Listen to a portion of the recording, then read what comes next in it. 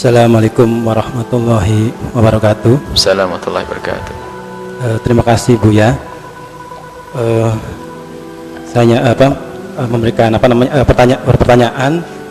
Yang pertama mengenai satu aja, dipilih yang paling penting. Tentang ini Pak, perkembangan Islam di dalam negeri, di Indonesia dengan di luar negeri. Kita lihat bahwa di dalam negeri, di Indonesia sendiri, fenomena-fenomena semacam Ghusnul Fikri, kemudian perang pemikiran, kemudian juga semakin menjauhnya umat Islam terhadap ajaran Islam sendiri, kemudian mungkin efeknya kepada pergaulan bebas, kemudian pemurtadan di mana-mana. Itu kalau dalam kacamata saya terkait dengan dakwah ya. Jadi banyak sekali daerah-daerah di Indonesia yang jauh dari akses dakwah ya. Mungkin juga karena keterbatasan, kemudian juga karena kondisi geografisnya. Jadi contohnya di daerah pedalaman di mana kondisi ekonominya sangat kurang, banyak sekali kita temukan mereka yang tadinya Islam menjadi murtad gitu. Itu juga dijumpai di kota-kota besar dengan adanya pergaulan bebas, kemudian juga nikah antar agama, kemudian nanti yang tadinya Islam jadi murtad gitu, dan hal lainnya. Pertanyaannya? Ya, itu kontradiksi dengan dengan kondisi di luar negeri. Kalau di luar negeri malah perkembangan Islam cukup bagus ya kalau saya lihat ya, karena pemegang agama di luar negeri seperti Dr. Sore Naik itu dalam diskusi ilmiah terhadap pemuka agama lain sangat membuka mata pemuka agama lain bahwa ajaran Nasrani adalah salah. Contohnya seperti Isa adalah bukan Tuhan, karena dalam kitab mereka tidak ada satupun ayat yang menyatakan bahwa Isa adalah Tuhan. Dan banyak sekali bukti-bukti bahwa yang selama ini mereka ajarkan, selama ini yang mereka tekuni umat mereka, banyak sekali kontradiksi dengan isi dalam kitab mereka. Pertanyaan saya tadi terkait dengan perkembangan Islam ya, di mana di Indonesia itu semakin mungkin kalau saya lihat semakin menurun, semakin jauh dari ajaran agamanya. Kemudian juga tadi karena mungkin kita belum siap untuk perang pemikiran, Ghusnul Fikri dengan media-media barat, media-media kafir mungkin itu. Kemudian juga tentang kesiapan generasi kita terhadap tadi pemikiran dari luar terkait dengan pendidikan Islam terhadap anak-anak kita. Terima kasih Buya. Assalamualaikum warahmatullahi wabarakatuh. Tentang masalah dakwah, kemudian orang pemikiran ada dari masa ke masa, dan selagi mereka semua masih punya otak, pemikiran terlalu terjadi, apalagi atas dasar otaknya orang yang punya keimanan yang berbeda, secara otomatis akan terjadi pemikiran. Kalau perang pemikiran tidak hanya hari ini saja, dari dulu sudah terjadi. Bahkan dulu lebih dahsyat lagi, di dalam Islam, dalam tubuh Islam ada kelompok akidah sesat yang sangat kuat, menguasai dunia dari segi ekonomi, menguasai dunia, yaitu kaum Mu'tazilah. Pemikiran sudah ada, perang pemikiran dahsyat, Mu'tazilah bisa. Bahkan kaum Mu'tazilah itu adalah masyhur dengan kecerdasan mereka dalam berdialog, berpikir. Tapi kebenaran tetap akan muncul akidah Ahlussunnati wal Jamaati Asy'ariyati. Pemikiran, kemudian lagi juga pemikiran dengan di luar Islam juga terjadi dari masa ke masa. Pemikiran, akan tapi yang jadi masalah sekarang lebih dari itu, perusakan akal.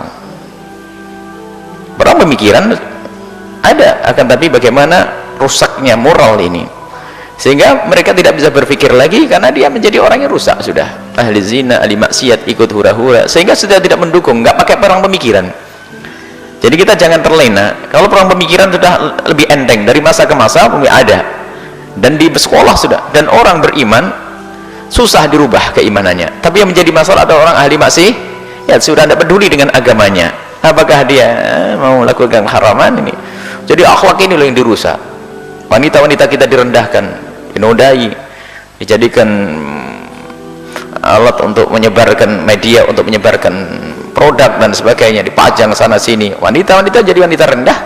Sudah begitu secara otomatis pemikiran yang mereka tawarkan akan mudah diterima. Anak kita termasuk, naudzubillah, anak kaum muslimin yang hura-hura, yang membesarkan acara konser pun juga anak-anaknya Pak Haji. Ini kan problem mereka.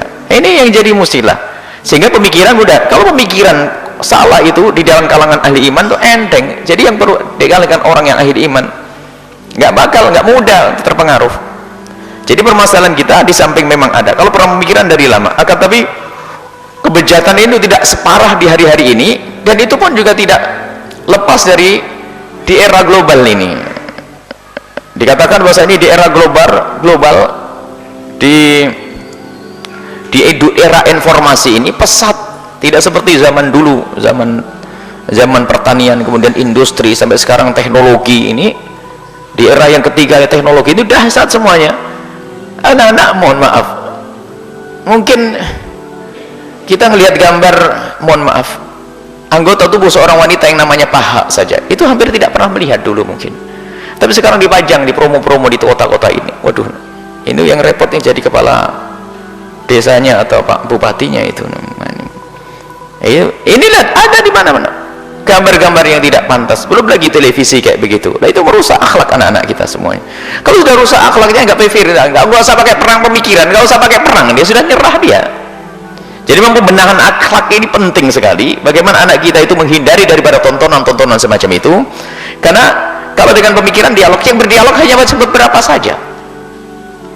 Tapi yang repot dan menjadi berat masalahnya adalah jika orang itu adalah bajunya kayak orang Islam, apa keluarganya, kata KTP-nya Islam, keluarganya Islam, tapi lihat cara berpakaiannya bukan orang Islam.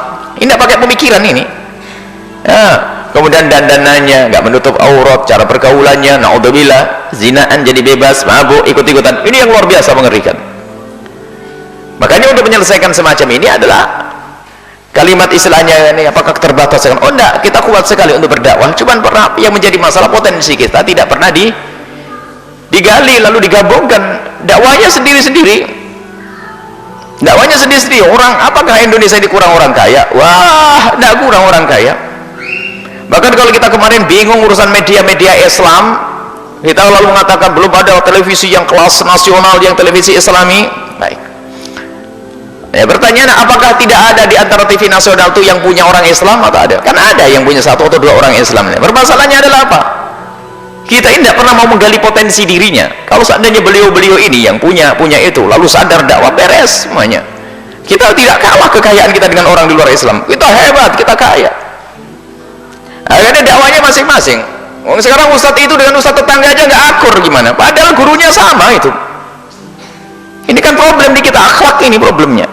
Kalau akhlak diberesi, beres. Ini sama gurunya, sama, bahkan mungkin bapaknya sama. Ini gara-gara ngurusi pondok sudah nggak akur, gimana mau berjuang melawan sesuatu yang besar? Dan mereka akan selalu kompak untuk menyerang kita. Naudzubillah, kompak. Kalau sudah untuk menyerang kaum muslimin, wah, mereka kompak. Bagaimana kita ini kelompok kecil saya tidak kompak? Kalau kita kelompok besar, tapi di antara kelompok-kelompok kecil ini nggak kompak. Jadi kelemahan kita adalah satu, adalah kita sering berdakwah dengan sendiri-sendiri, tidak menggali potensi tersebut. Kemudian juga kita tidak pernah mencoba untuk memahami perkembangan, sehingga tidak peka dengan perkembangan, sehingga ya tertinggal saja, monoton. Musuh-musuh Allah berkembang dalam menyelesaikan, menghancurkan Islam, berkembang. Teknologi dipakai oleh mereka, media-media yang dahsyat mereka kuasai, sehingga mereka dari tengah negeri kafir sana pun bisa mengirim gambar-gambar yang nggak benar ke anak-anak kita. Lihat, mengirim sesuatu yang nggak baik kepada anak-anak kita. Bagaimana ini semua terjadi? Ya itulah, mereka memanfaatkan ini semuanya. Lalu kitanya sok orang warok, haram, nggak bisa. Habislah anak-anak kita belajar warok, anak kita nggak diajari warok. Yang zikir di masjid hanya bapaknya sama mbahnya saja, sampai pagi zikirnya. Anaknya di mana? Oh, bapaknya itikaf, anaknya dengan internet. Coba. Nah, ini kan problem kita ini. Di rumah kita tidak kita benahi, masalah. Jadi problem akhlak ini. Kalau sudah akhlak terjaga, sehingga anak kita pantang untuk menonton yang demikian, pantang bergaul dengan orang yang salah, secara otomatis akan terjaga iman itu semuanya. Dan memang sisi lain perang pemikiran, dan pemikiran tidak semua orang. Pemikiran ini adalah tentang dialog, diskusi ilmiah dan sebagainya. Di luar sana umat Islam di sebagian negeri-negeri kafir memang ada yang aman, tentram, tidak ada masalah. Kenapa yang demikian? Karena memang Islam itu indah di mana-mana. Kalau kita memandang cara pandang yang beda dong, yang jangan. Kenapa? Islam itu di mana-mana indah, tidak membuat keributan. Aslinya semacam itu. Tapi juga ada di sebagian negeri itu, lihat, karena muncul Islam yang suka ngebom dan sebagainya. Kita pernah masuk ke satu negeri kafir. Ternyata di negeri tersebut isu tentang, pertama kali kita masuk dengar cerita di imigrasi bilang gimana bom di Jakarta, umat Islam ngebom Jakarta. Kita sudah enak banget, kita pakai kopiah, saya muslim, ngebom Jakarta nih. Jadi kita diajak dengan akhirnya kita cerita dengan mereka, orang-orang yang ada di sana. Katanya apa? Memang ini gara-gara kasus teroris yang ngaku Islam itulah kita juga kadang-kadang gerak kita juga semakin salah. Tapi kalau Islam yang disebarkan oleh kaum ulama ahli sunnati wal jamaati asy'ariyati ke penjuru dunia dan maturidiyah, nyaman, tentram, dan dia mengatakan kami aman. Tapi gara-gara informasi, sementara kita ini nggak punya media untuk mengkanter, tapi mereka itu membaca berita. Sekarang itu kejadian di Indonesia hari ini, menit itu sudah diberitakan di negeri. Oh, di Indonesia terjadi kerancuan, seorang muslim melakukan gini. Orang kan nggak ngerti Islam itu, kalau ada yang Islam ngaco, Islam bener kan. Ini media juga. Sementara kita tidak melek media. Oh hebat yang ngurusi pondok, masya Allah, jazakumullah. Ya, ini harus pondok mencetak ulama. Akan tapi ilmu pondok bagaimana bisa disebar? Makanya kita tidak boleh kalah, memanfaatkan.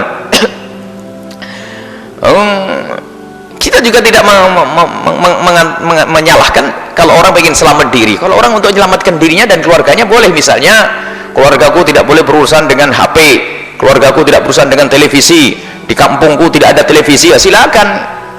Nah, kamu menyelamatkan keluargamu. Tapi tugasmu tidak hanya untuk menyelamatkan keluargamu. Itu loh, orang setiap hari dengan televisi dan radio itu mau diapain itu? Mau kita larang juga, ditertawakan kalau nanti hari begini, begitu. Tapi bagaimana, ini sudah zamannya banjir ini. Zamannya banjir itu zaman dunia informasi mau tidak mau. Ternyata anaknya dia semua juga pakai dunia, dia punya HP di kamarnya, nggak tahu bapaknya, nggak gitu. Ini nggak bisa itu semuanya. Maka yang benar apa kata guru mulia Habib Abdullah, mengatakan bahasanya ente itu di zaman banjir. Kalau ente zaman banjir masih bikin bendungan, mati kau, hancur. Sekarang kau membuat aliran-aliran biar banjir bisa terkurangi. Makanya apa alirannya itu? Ente warnai media, warnai semuanya itu, lihat. Karena orang sudah berada di sana, sudah. Ayo warnai, buat media yang serupa. Makanya yang memberikan motivasi kita media adalah guru mulia Habib Abdullah Baharun.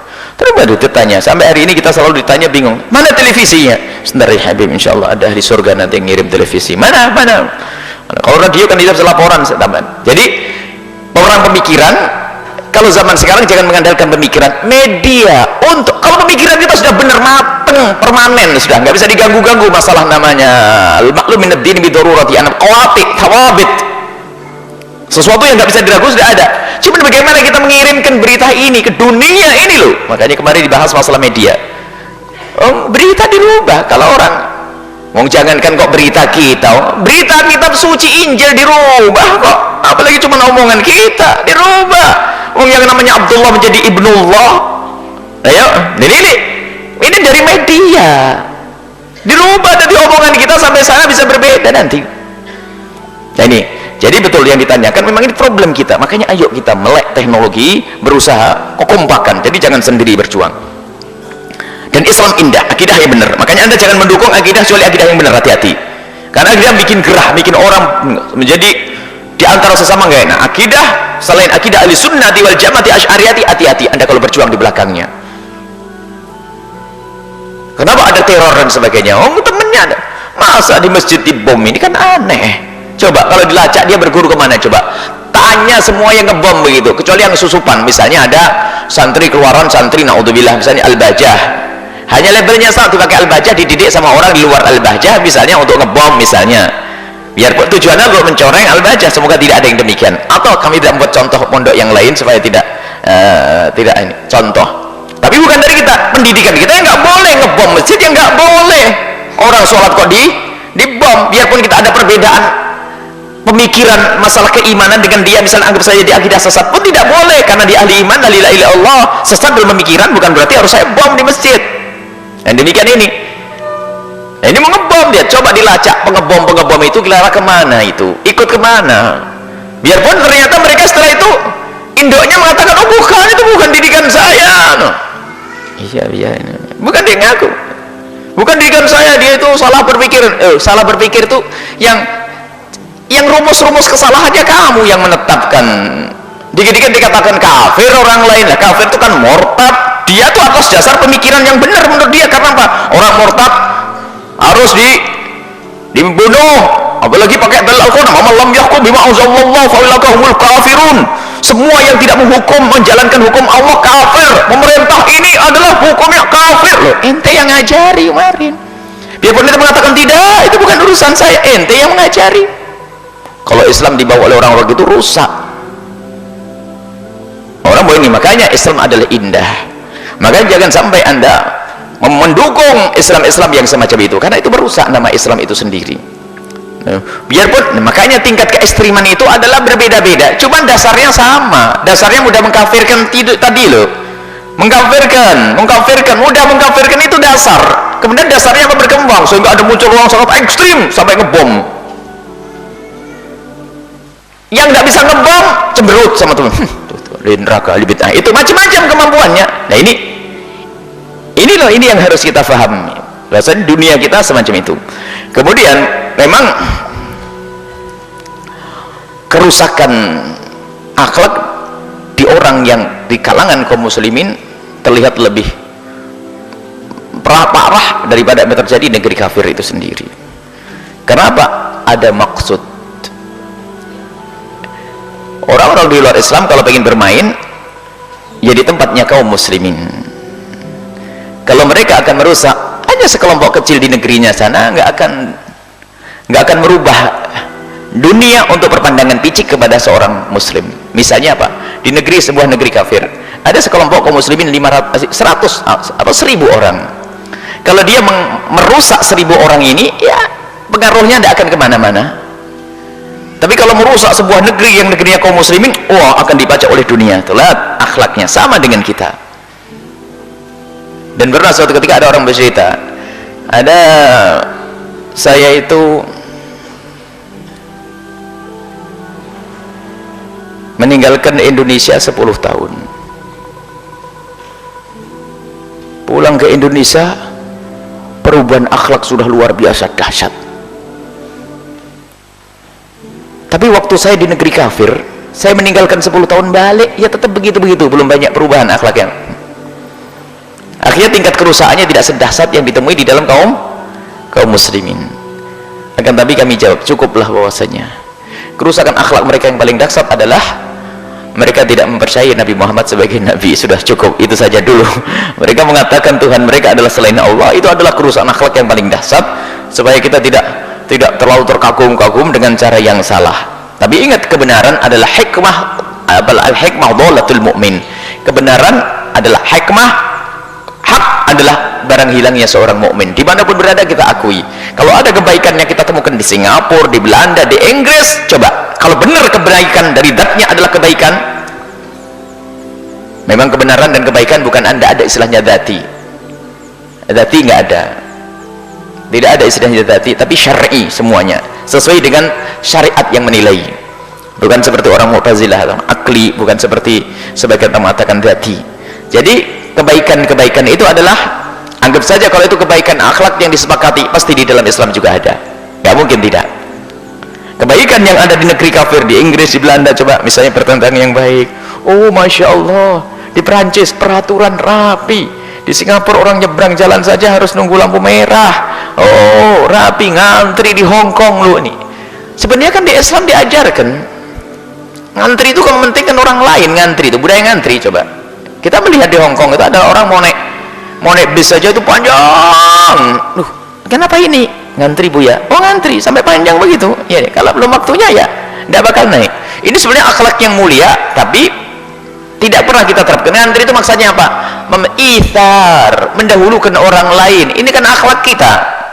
Cuman kita dikuasai oleh egois, rebutan ke perpustakaan ngantri, beli kue ngantri panjang, Masya Allah. Cuman perlu menata, mungkin dalam pikiran dia itu biarpun bukan karena Allah, menata. Ya kalau saya menunggu semakin lama berarti kuenya semakin enak. Kenapa? Semakin lapar saya ini. Mungkin ditata aja hatinya. Kalau kita Masya Allah nih. Nah, tapi jangan dikatakan yang rebutan ini Islam, bukan. Islam sudah indah, Islam ada, aturan Islam ada, mementingkan orang lain. Baik, seperti itu kalau kita melihat dunia itu. Memang keadaan seperti itu umat Islam. Maka yang perlu kita galakkan bagaimana berdakwah, kekompakan di dalam berdakwah. Dan arti kompak itu bukan berarti kita itu harus bergabung terus musyawarah ketemu, dan kebanyakan musyawarah nanti. Sebuah organisasi Islam Indonesia saja mau membahas tentang masalah itu, musyawarahnya di luar negeri, di Inggris. Mau ngapain? Ngabisin duit. Makanya ini kejadian beberapa tahun yang lalu. Ada musyawarah, atau organisasi Islam di Indonesia ini, atau organisasinya siapa itu yang senang musyawarah tuh? Dibawa musyawarah di mana? Di Inggris. Oh iya. Akhirnya ditunjuk dari pondok-pondok 1-2 diajak ke sana untuk musyawarah. Sampai salah satu tokoh itu ketawa ini. Lihat, yang ditunjuk siapa? Yang berangkat murid saya. Dia musyawarah ngapain? Di sini aja gak bisa musyawarah, mau diajak musyawarah ke Inggris itu. Itu hanya ketua organisasinya tadi pengen jalan-jalan saja itu sebenarnya. Ini kan kebiasaan orang Islam. Nggak maju itu. Sampai kiainya tuh ngomong, aneh ini, ditunjuk suruh ngirim 1 atau 2 orang, siapa saja deh. Kok siapa saja? Kalau musyawarah mestinya kan orang cerdas yang bakal berpikir. Coba ayo model siapa suka musyawarah ini? Kata Habib Abdul Qadir, kita bukan waktunya berpikir, waktunya berjuang, kelamaan nanti kalau masih. Ayo, memang tidak harus kita ketemu terus, tapi seiring berjuangan, saling mendukung. Makanya kami sebetulnya menghadirkan media itu bukan untuk kami atau siapa. Ayo yang mau berjuang, yang serius, akan ketemu judulnya. Dan kita tidak akan mampu untuk menangani itu semuanya. Radio kita buat di sana misalnya, untuk siapapun ulama yang ada di sana. Nah, jadi seperti itu. Jadi kekompakan, kemudian faham tentang perkembangan. Sebab apa? Kalau kita ingin membidik, kalau kita ingin berjuang, kita harus tahu siapa. Kita harus paham hal mat'u, orang yang diajak itu pun harus ngerti kita keadaannya kayak apa. Kalau bahasa Nabi, Ar-Rasul itu yukallimun nasa ala qadri ukulihim. Nabi itu kalau ngajak bicara orang itu sesuai dengan akal mereka. Lah akalnya kayak apa? Nah kalau mereka akalnya begini, sudah berkembang, sudah keganggu dengan Mbah Google sama Mbah Yahoo, tatanya masih ayo hadir ini, enggak bakal denger dia. Makanya ayo diserang melalui Mbah Google juga, kan begitu. Ini adalah cara strategi. Seperti Abul Hasan Al-Asy'ari itu waktu memerangi kaum Mu'tazilah dan kaum filosof, bukan berarti mengatakan filosof haram, dialog mantek haram, falsafah haram, tidak. Gimana? Imam Ghazali pun demikian. Saya akan menjadi orang paling jago dalam mantek dan falsafah untuk memerangi mereka dengan senjata mereka. Begitu.